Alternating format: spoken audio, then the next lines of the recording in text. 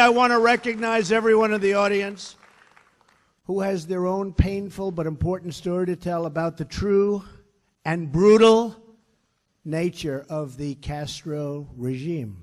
Who witnessed terrible crimes committed in service of a depraved ideology. You saw the dreams of generations held by captive. And just literally, you look at what happened and what communism has done. You knew faces that disappeared, innocents locked in prisons, and believers persecuted for preaching the Word of God. You watched the women in white, bruised, bloodied, and captured on their way from Mass. You have heard the chilling cries of loved ones or the cracks of firing squads piercing through the ocean breeze. Not a good sound. Among the courageous Cuban dissidents with us on stage here today are Carrie Roque, who was imprisoned by the Castro regime 15 years ago. The exiles and dissidents here today have witnessed communism destroy a nation, just as communism has destroyed every single nation where it has ever been tried.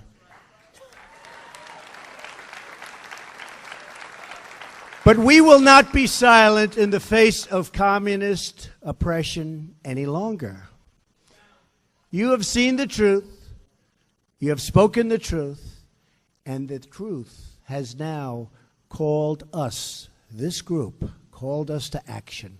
Thank you. Last year I promised to be a voice against repression. In our region, remember, tremendous repression, and a voice for the freedom of the Cuban people. You heard that pledge. You exercised the right you have to vote. You went out and you voted, and here I am, like I promised. And now that I am your president, America will expose the crimes of the Castro regime and stand with the Cuban people in their struggle for freedom.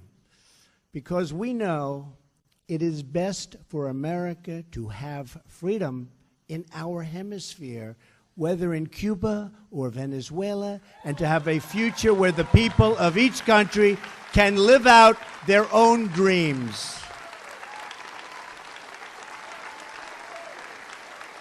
Nearly 6 decades, the Cuban people have suffered under communist domination.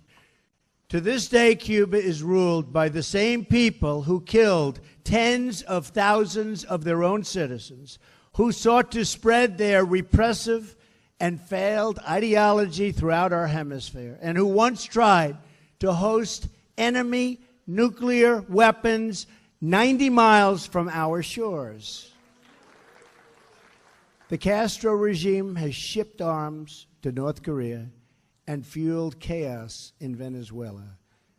While imprisoning innocents, it has harbored cop killers, hijackers, and terrorists.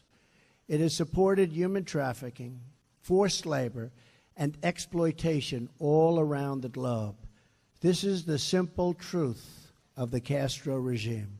My administration will not hide from it, excuse it, or glamorize it. And we will never, ever be blind to it. We know what's going on, and we remember what happened.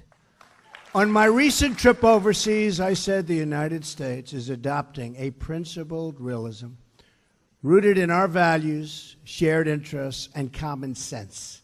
I also said countries should take greater responsibility for creating stability in their own regions.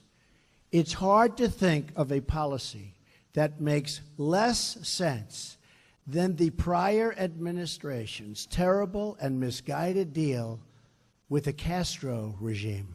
They made a deal with a government that spreads violence and instability in the region, and nothing they got. Think of it, nothing they got. They fought for everything, and we just didn't fight hard enough. But now, those days are over. Now we hold the cards. We now hold the cards. The previous administrations easing of restrictions on travel and trade does not help the Cuban people. They only enrich the Cuban regime. Profits from investment and tourism flow directly to the military. The regime takes the money and owns the industry. The outcome of last administration's executive action has been only more repression and a move to crush the peaceful democratic movement. Therefore, effective immediately, I am canceling the last administration's completely one-sided deal with Cuba. Policy will seek a much better deal for the Cuban people and for the United States of America. We do not want U.S. dollars to prop up a military monopoly that exploits and abuses the citizens of Cuba. Our new policy begins with strictly enforcing U.S. law.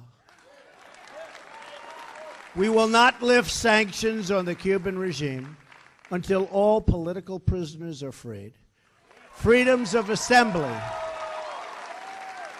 and expression are respected, all political parties are legalized, and free and internationally supervised elections are scheduled. Elections. We will very strongly restrict American dollars flowing to the military, security, and intelligence services that are the core of the Castro regime. They will be restricted. We will enforce the ban on tourism. We will enforce the embargo. We will take concrete steps to ensure that investments flow directly to the people so they can open private businesses and begin to build their country's great, great future, a country of great potential.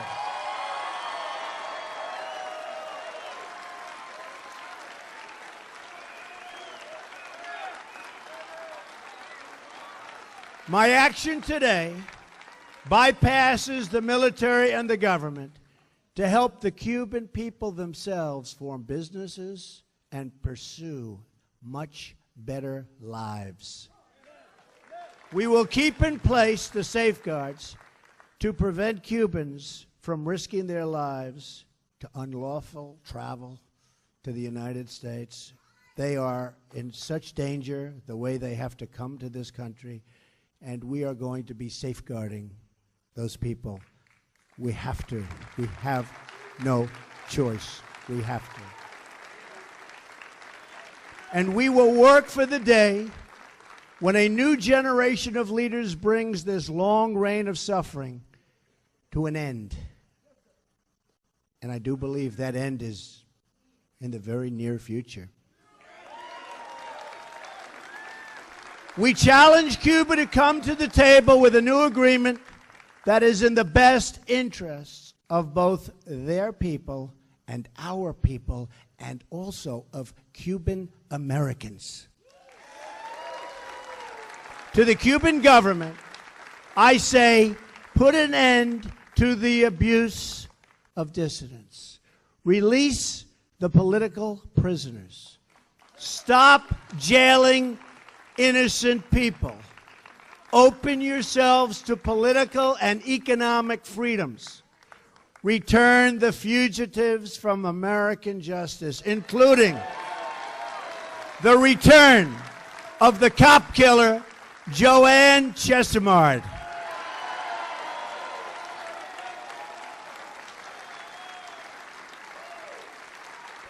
And finally, hand over the Cuban military criminals who shot down and killed 4 brave members of Brothers to the Rescue,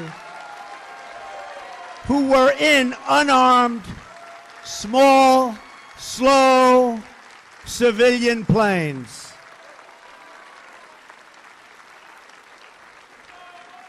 So to the Castro regime, I repeat, the harboring of criminals and fugitives will end. You have no choice. It will end. Any changes to the relationship between the United States and Cuba will depend on real progress toward these and the other goals, many of which I've described. When Cuba is ready to take concrete steps to these ends, we will be ready, willing, and able to come to the table to negotiate that much better deal for Cubans, for Americans, much better deal. And a deal that's fair. A deal that's fair. And a deal that makes sense. Our embassy remains open in the hope that our countries can forge a much stronger and better path. America believes that free, independent, and sovereign nations are the best vehicle for human happiness, for health, for education, for safety, for everything. We all accept that all nations have the right to chart their own paths, and I'm certainly a very big believer in that.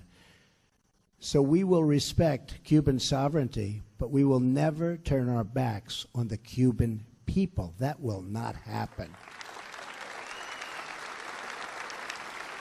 Over the years, a special sympathy has grown between this land of the free and the beautiful people of that island so close to our shores and so deeply woven into the history of our region. America has rejected the Cuban people's oppressors. They are rejected. Officially today, they are rejected. And to those people, America has become a source of strength and our flag a symbol of hope.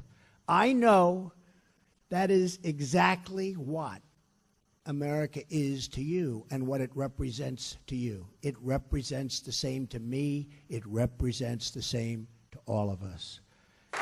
America will always stand for liberty, and America will always pray and cheer for the freedom of the Cuban people.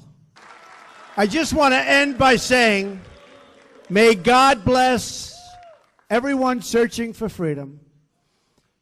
May God bless Cuba. May God bless the United States of America. And God bless you all. Thank you.